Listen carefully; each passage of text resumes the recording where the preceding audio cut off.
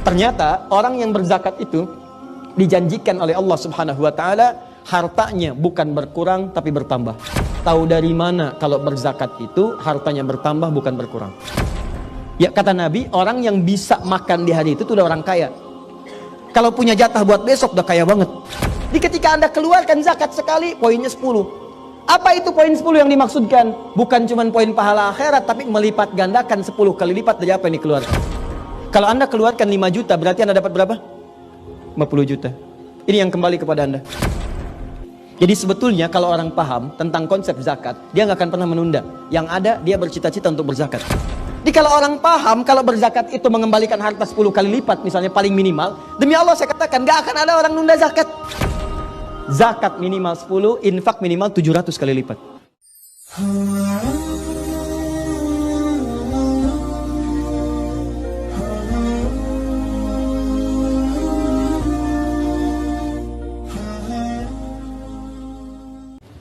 Khudh min amwalihim sadaqah. Ambillah dari sebagian harta mereka sedekah untuk satu perbuatan baik. Jadi ingat baik-baik, sedekah itu dalam bahasa Al-Quran itu menunjuk semua perbuatan baik, semua yang baik. Di fikih disebut kullu ma'rufin sedekah. Semua yang baik-baik disebut dengan sedekah. Zakat disebut sedekah, infak sedekah, salat sedekah. Jadi semua yang baik-baik. Jelas ya? Jadi jangan dipersempit pemaknaannya sedekah itu hanya dengan uang dimasukin kotak, tidak. Semua yang baik-baik disebut apa? Ya, nanti saya turunkan. Nah, di sini Allah katakan, lihat sini. Kata Allah, ambil dari sebagian harta itu untuk sedekah, untuk mengerjakan nilai kebaikan. Sedekah juga ada yang mengartikan ini turunan dari kata sedekah. Pernah dengar kata-kata ini? Shadaqallahul azim. Itu kalimat pengakuan bahwa semua dari Allah itu benar. Pengakuan iman. Nah, maka kenapa disebut dengan sedekah? Karena amalan ini bentuk pengakuan kita terhadap kebenaran Allah. Di Allah menurunkan satu kalimat, hei kata Allah zakat. Kemudian kita kerjakan. Kenapa zakatnya kemudian saat dikerjakan disebut dengan sedekah? Seakan-akan kita mengakui bahwa apa yang Allah perintahkan itu benar. Dan apa yang Allah janjikan pasti benar. Paham sampai sini? Contoh, saya ulang. Karena saya lihat ada sebagian wajahnya yang wajah minta tolong. Ustaz tolong jelaskan lagi.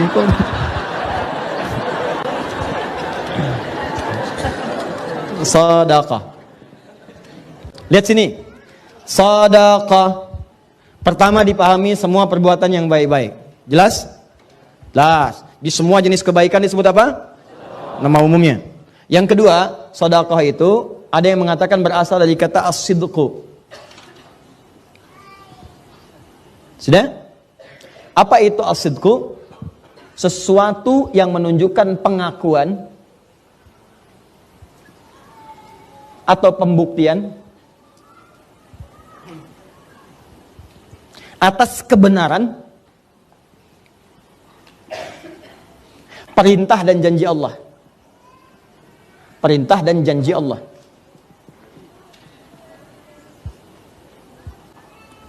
Sudah? Pengakuan atau pembuktian atas kebenaran perintah dan janji Allah Subhanahu wa taala. Aplikasinya begini, contoh.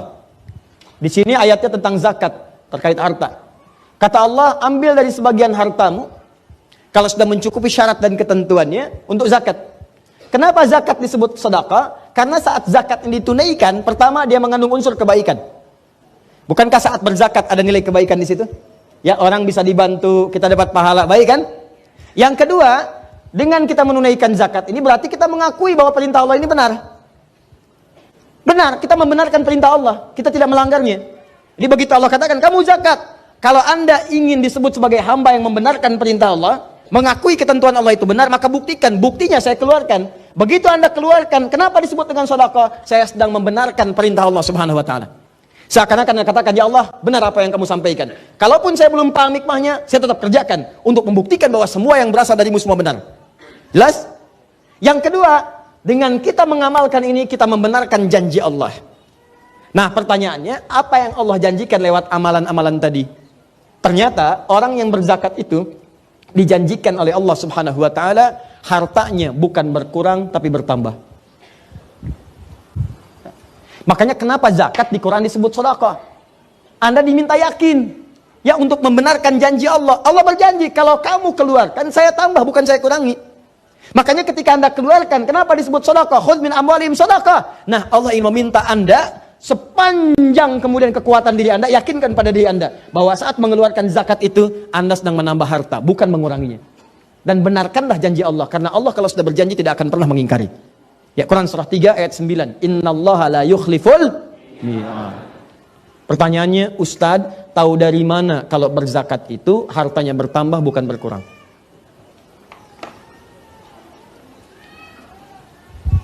Tulis pakai bahasa Arabnya, az-zakat.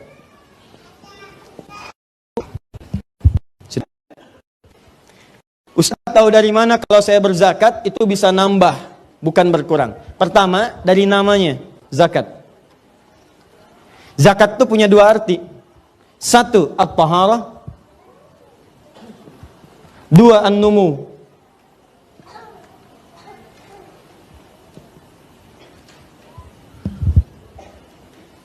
Sudah?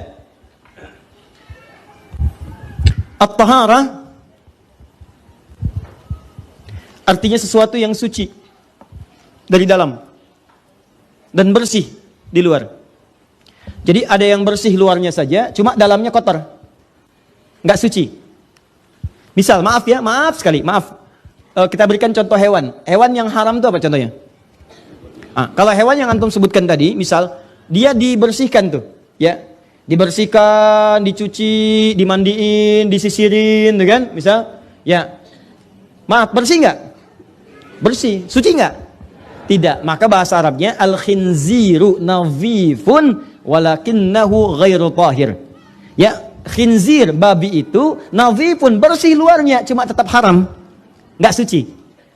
Sama dengan manusia misalnya, pakai dasi, pakai jas, bersih, rapi, cuman maaf hatinya kotor, pencuri. Ya, pakai dasi, pakai jas, datang ke masjid, orang takbir pertama dia mundur, tas orang diambil. Ya, jadi penampilan itu hanya untuk menyesuaikan dengan tas isi laptop yang diambil. Paham? Baik, sama datang ke kantor untuk korupsi, datang ke kantor untuk menipu, pakaiannya bagus. Nah, itu disebut dengan orang yang bersih tapi tidak suci. Bersih bahasa Arabnya nadhifun. Tapi kalau sudah suci dalamnya, bersih luarnya, disebut dengan tahirun. Sifatnya disebut dengan taharah. Kata Allah, kenapa zakat disebut dengan zakat? Wa aqimus shalah wa atuz zakat. Zakat. Kenapa disebut zakat? Karena fungsi zakat yang pertama membersihkan kotoran di hati kita sehingga tidak terlampau loba dengan urusan harta. Gak diperbudak harta. Jadi kalau Anda tidak ingin diperbudak oleh harta, capek mikirin harta benda. Ngitung lagi, padahal yang ada pun belum dipakai. Ya, kata Nabi, orang yang bisa makan di hari itu udah orang kaya. Kalau punya jatah buat besok udah kaya banget. Ini Anda ini harta itu cukup untuk 2 tahun ke depan, masih dihitung juga. Padahal hidup aja belum nyampe setahun. Kebayang nggak? Nah, jadi ada orang yang diperbudak dengan harta, ngitung.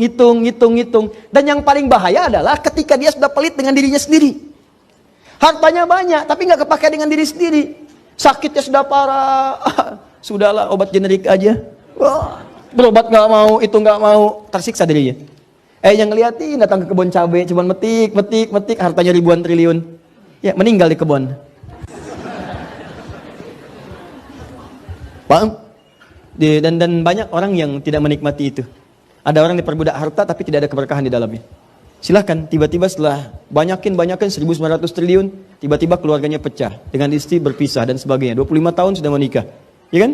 Dan seterusnya, dan tidak sedap, hidupnya nggak tenang, dibincangkan orang, masuk di media, masuk ini, masuk itu. Apa harapannya? Tidak ada. Nih, orang-orang yang berzakat itu oleh Allah dijaga dari sikap yang berlebihan terhadap harta. Diseakan-akan harta itu hanya dibuat oleh Allah mencukupi semua kebutuhannya. Jadi pas. Dan orangnya juga tenang. Bukan kurang. Dia dibuat pas. Pas dia pengen ada. Pas butuh ini ada. Pas mau berangkat kendaraan ada. Pas mau makan makanan ada. Cuma tenang. Pas mau dibagi pun tenang. Keluar. Jadi dia merasa harta ini bukan sesuatu yang penting dalam hidup. Dalam arti harus tergantung kepada harta. Tidak. Tapi dibuat harta mengikuti irama hidupnya. Jelas? Nah, yang paling dahsyat adalah, lihat baik-baik investasinya. Kata Allah, zakat ini saat dikeluarkan, bukan sekedar membuat kita loba, menghindari sifat loba terhadap harta, dan menepis racun ketergantungan kepada harta. Tapi yang kedua, ini yang paling dahsyat. ternyata itu mengembangkan harta dengan bahasa yang indah. An-numu. Numu itu jumlahnya banyak tapi manfaatnya seimbang. Kan ada yang jumlahnya banyak tapi manfaatnya nggak ada.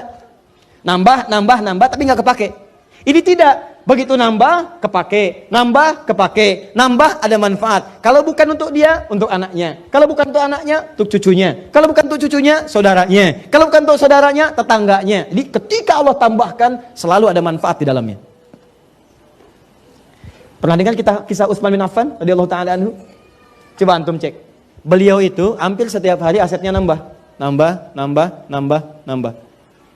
Tapi kebahagiaannya itu selalu ketika beliau bisa mengeluarkan bagian dari zakatnya, bisa sholat malam tahajud sampai dengan khatam Al-Quran, dan biasa membaca Al-Quran. Yang paling dahsyat, setiap nambah aset selalu ada manfaatnya. Asetnya nambah, orang Yahudi menguasai sumur. Kata Utsman, saya beli aja. Begitu dibeli, bukan cuma jadi aset, tapi jadi manfaat. Semua yang haus, tinggal ngambil, gak usah bayar lagi. Kebunnya diambil lagi oleh Utsman, saya beli lagi kebunnya. Semua yang pengen kurma, ngambil aja sekarang, ngambil, gak usah bayar. Yang lapar ambil, yang haus tinggal minum. Miliknya tetap milik Utsman. Dan ini kan terus bergerak kan nilainya. Setiap masa berganti, ini nilainya terus bergerak. Sampai sekarang asetnya masih ada. Dijadikan apa? Disiapkan untuk penginapan. Semua hasilnya disimpan di Bank Saudi, disedekahkan atas nama Utsman bin Affan radhiyallahu taala anhu. Sampai sekarang. Orangnya sudah nggak ada 15 abad tapi asetnya masih ada dan manfaatnya terasa. Dan di mana ini semua? Ini salah satunya kebiasaan Utsman untuk berzakat. Setiap orang yang berzakat, maka harta yang dikeluarkan itu dilipat gandakan paling minimal 10 kali lipat dari sebelumnya. Paling minimal 10 kali. Ini lihat sini, fokus ya. Rumusnya Quran surah 6 ayat 160. Saya ulang, rumusnya Quran surah 6 ayat 160. Sebentar, ini waktu saya sudah habis. Boleh nggak saya minta 5 menit lagi aja? Alhamdulillah. Ya nggak apa-apa. Nggak apa-apa, kalau Anda pengen sampai dulu silahkan. Saya jam 10 kurang seperempat pulang. Lihat sini. Tahan. Kecuali kalau ada perubahan. Fokus.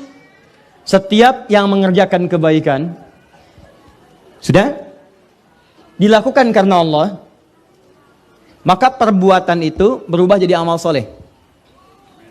Ya, semua perbuatan namanya amal. Dikerjakan karena Allah, karena dorongan iman kita disebut dengan amal soleh. Paham? Misal, saya mau minum nih. Bukan sekedar minum itu perbuatan. Saya niatkan karena Allah, saya sebut namanya. Bismillahirrahmanirrahim. Paling minimal bismillah. Ya, kalau mau lebih jelas saya contohkan, misal. Bismillah. Alhamdulillah. Jelas? Saya tutup lagi. Nah, ketika saya ucapkan Bismillahirrahmanirrahim, lakukan karena Allah, maka perbuatan ini langsung berubah namanya menjadi amal soleh. Nah, saat jadi amal soleh ini, dia punya nilai. Nilainya disebut dengan hasanah namanya. Jelas? Hasanah. Hasanah ini kalau sudah punya nilai, maka oleh Allah kemudian, dia punya poin. Poinnya 10. Setiap hasanah punya 10 poinnya. Rumusnya di mana Ustaz diketahuinya? Di Quran surah ke-6 ayat 160. Man jaa'a bil hasanati falahu asyru amthaliha. Siapa yang mengerjakan satu kebaikan punya nilai hasanah, maka dia dapat poin 10 kebaikan. 10 kali lipat dari sebelumnya. Ya, asyru amthaliha itu, asyru amthal itu 10 kali lipat, 10 kali dari yang semisalnya. Nah, sekarang ada orang mengerjakan kebaikan. Dia keluarkan dari sebagian hartanya untuk zakat. Zakat, maka zakat jadi amal soleh. Jelas ya? Ketika zakat jadi amal soleh, maka dia punya nilai namanya hasanah. Ketika jadi hasanah, maka Allah berjanji setiap perbuatan hasanah dilipat gandakan 10 kebaikan. Ingat, semua yang jadi hasanah dilipat gandakan. Kalau Anda sholat, Anda jadi hasanah. Baik ya, sholat jadi hasanah, sedekah jadi hasanah, zakat jadi hasanah. Punya nilai minimal 10. Ustadz tahu dari mana kalau sholat jadi hasanah? Buka Quran surah 11 ayat 114. Kata Allah, aqimis sholata tarafain nahar wa zulafan minal lail innal hasanati yudhibnas sayyiat. Sholat menghasilkan hasanah, zakat menghasilkan hasanah. Di ketika Anda keluarkan zakat sekali, poinnya 10. Apa itu poin 10 yang dimaksudkan? Bukan cuma poin pahala akhirat, tapi melipat gandakan 10 kali lipat dari apa yang dikeluarkan. Misal, Anda zakatnya 5 juta. 5 juta. Maka ini punya poin di sisi Allah, kalikan 10 kali lipat, jadi poin pahala akhirat. Bonusnya di dunia dikembalikan lagi oleh Allah 10 kali lipat dari apa yang dikeluarkan. Kalau Anda keluarkan 5 juta, berarti Anda dapat berapa? 50 juta. Ini yang kembali kepada Anda. Jadi sebetulnya kalau orang paham tentang konsep zakat, dia nggak akan pernah menunda. Yang ada, dia bercita-cita untuk berzakat. Karena zakat itu lebih daripada sekedar nabung dan kontan. Jadi begitu Anda keluarkan 5 juta, balik 50 juta. Jadi kalau orang paham, kalau berzakat itu mengembalikan harta 10 kali lipat, misalnya paling minimal, demi Allah saya katakan, nggak akan ada orang nunda zakat. Dan nggak akan pernah orang salah menyimpulkan kalau zakat itu kehilangan harta. Tidak. Kata Allah bukan hilang, malah nambah. Anda keluarkan, saya tambah. Selesai. Dan ini bentuk syukur. Begitu Anda syukur, ditambah. Kan tadi ayatnya. La in syakartum, la azidannakum. Syukur anggota tubuh, gunakan pada yang baik. Syukurnya harta, pakai sesuai ketentuan Allah. Apa diantaranya? Kata Allah zakat, zakat. Begitu Anda zakat, ditambah la azidannakum. Berapa nambahnya? Paling minimal 10 kali lipat. Jadi kalau Anda keluar 5 juta, balik berapa? 50 juta. Tapi cara memahaminya, awas, mesti baik. Bukan berarti langsung diterima kontan 50 juta. Ada yang bentuknya begitu. Balik 50 juta. Lewat apa? Lewat proyek, tiba-tiba dapat proyek 50 juta nilainya. Nggak percaya silahkanlah. Anda keluarkan aja 5 juta misalnya. Atau 500 ribu. Atau 5.000 rupiah. Nanti Anda akan lihat. Anda akan mendapatkan sesuatu nilainya 10 kali lipat daripada itu. Tiba-tiba pulang dari sini keluar. Terus pilih-pilih misalnya baju, pakaian di luar. Udah Jeng, gak usah beli, saya aja yang ngasih. Itu nilainya 50 ribu. Padahal Anda masukin kotak infak cuma 5 ribu. Ya, atau Anda keluarkan zakat ini cuma 5 ribu. Begitu keluar dapat 50 ribu. Ada yang traktir makanan. Ada yang dijaga oleh Allah supaya nggak sakit. Yang kalau dia sakit biayanya bisa 50 juta. Ada. Tapi yang harus Anda yakini adalah, begitu Anda keluarkan zakat, Anda mendapatkan investasi 10 kali lipat dari sebelumnya. Ini yang harus Anda pahami. Ada real langsung diberikan. Kalau itu memang Anda butuhkan, bentuknya langsung berupa harta Anda terima. Ada lagi yang kedua, bentuknya aktiva. Ya Anda simpan untuk memberikan kemaslahatan bagi Anda. Nilainya 10 kali lipat dari yang tadi. Ya, tidak sehat, tidak terkena utang, proyeknya lancar, ya tidak terganggu macam-macam, nilainya 10 kali lipat dari yang tadi. Kalau mau iseng-iseng silahkan aja. Keluarkan oleh Anda, begitu Anda zakat, Anda lihat-lihat setelah zakat. Perhatikan langkah hidup Anda. Anda akan temukan, Anda akan mendapatkan sesuatu yang kalau Anda hitung paling minimal 10 kali lipat dari sebelumnya. Gak percaya silahkan. Ya, cuman gak ada kerjaan aja. Gak ada kerjaan, capek dan pasti terbukti. Sudah? Nah, jadi saya mau pesankan, kalau sudah masuk kepada nisabnya, sudah masuk haulnya, jangan ditunda. Kalau bisa, sebelum ada itu udah dihitung, kapan saya zakat nih. Itu udah investasi itu. Ya, dan yang belum nyampe, jangan cara berpikirnya dirubah. Saya kadang-kadang suka nggak paham saya tuh. Jadi gini, orang menganggapnya zakat itu untuk orang yang kaya dan untuk orang yang sudah nyampe nisab.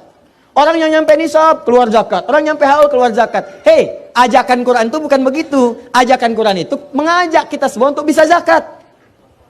Di zakat itu jadikan bagian dari visi kehidupan kita. Saya selama hidup pasti bisa zakat, walaupun cuma nilainya 1.000, 2.000, mesti bisa. Gitu caranya. Jadi bukan Anda pahami, oh berarti yang sudah nisab saja yang zakat. Tidak. Cara berpikir. Kalau Allah katakan zakat, wa'atu zakat, saya mesti zakat. Selama hidup saya mesti zakat. Maka Anda mulai berdoa kepada Allah. Ya Allah, saya mohon ya Rabb. Saya selama ini sudah sholat, saya selama ini sudah puasa. Cuman jangan sampai Engkau wafatkan saya Allah sesuai ajalnya. Saya belum sempat zakat. Bimbing saya untuk bisa zakat ya Allah. Bimbing saya. Walaupun cuma 25 juta ya Allah zakatnya selama hidup. Masya Allah. Zakat 25 juta, 2,5%. Berarti mintanya berapa? 1 miliar. Paham ya? 2. Infak. Infak. Ini lebih dahsyat lagi. Fokus, ini terakhir, saya tutup. Lihat baik-baik. Infak itu kadarnya di atas zakat. Karena kalau zakat itu wajib. Dan gak ada tawar-menawar. Ya, dan wajib pun digandakan lagi. Kenapa dipaksa wajib? Seakan-akan Allah itu maksa kita supaya kaya, supaya nambah lagi, supaya tenang lagi hidupnya. Tapi infak lebih dari zakat. Sunnah, tapi masih ada yang mau ngasih. Kalau wajib ngasih, wajar. Ini sunnah, masih mau keluar. Itu yang dahsyat. Makanya pahalanya dilipat gandakan lebih daripada yang sebelumnya. Zakat minimal 10, infak minimal 700 kali lipat. Saya ulang, infak minimal 700. Ingat, saya katakan minimal ya. Minimal. Dalilnya mana Ustaz? Sebelum ke dalil, saya minta toleransi. Boleh nggak 10 menit lagi? Jadi saya lebih tenang. Jadi saya minta tambahan berapa kali? 2 kali kan? Nah, tuh. Kenapa? Infak. Quran surah kedua ayat 261. Paling kiri sebelah atas. Sampai 263. Lihat sini.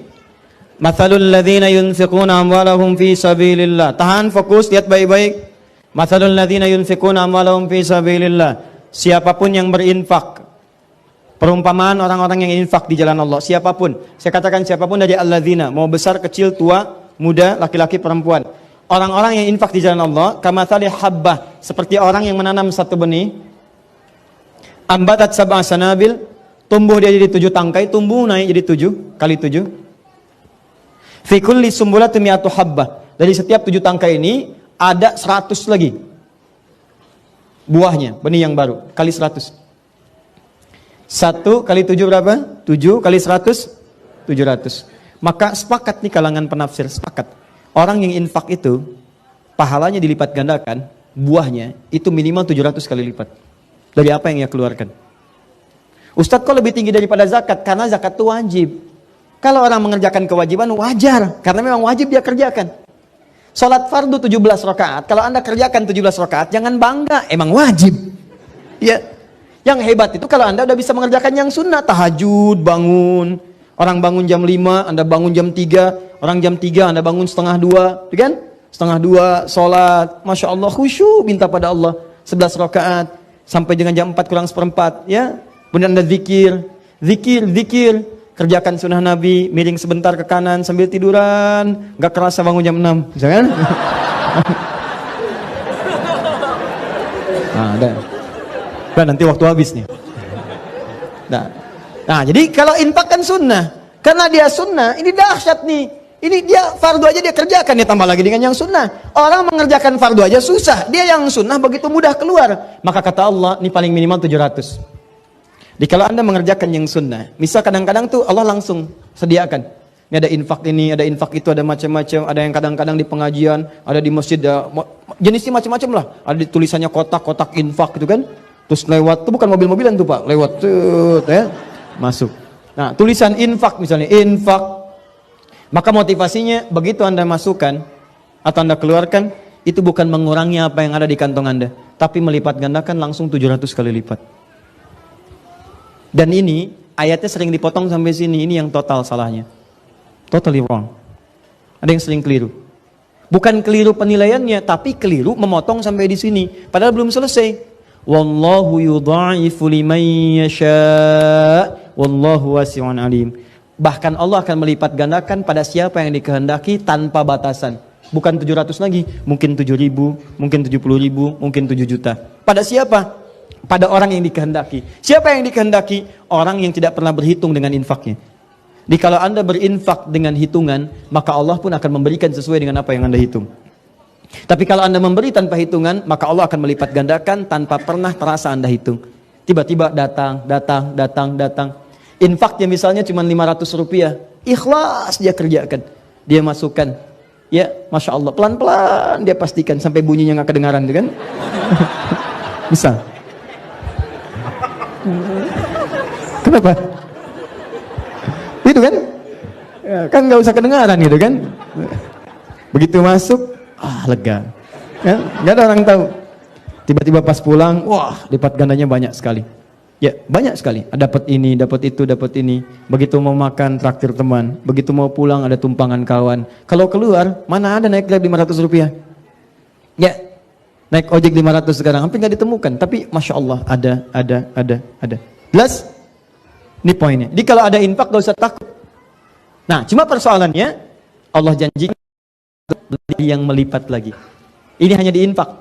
Kalau Anda kerjakan infak ini, maka ukurannya bukan sekedar 700, tapi akan bertambah ganda lagi. Bahkan yang paling dahsyat, ada yang luar biasa. Ada orang infak, ketika berinfak pada satu orang ini, itu tiba-tiba bisa berpeluang mendapatkan surga dan ridha Allah Subhanahu wa taala. Dah, dinilainya udah gak usah pakai hitungan ini. Dia mendapatkan ridha Allah yang mengantarkan dia ke surga. Berinfak pada satu golongan ini, satu aja. Maka ketika beliau itu ridha Allah turun, surga kemudian datang. Ada 5 urutannya, ada satu golongan yang pertama. Nah, siapakah 5 golongan ini dan urutan yang pertamanya? Itulah yang kita bahas nanti di pertemuan berikutnya.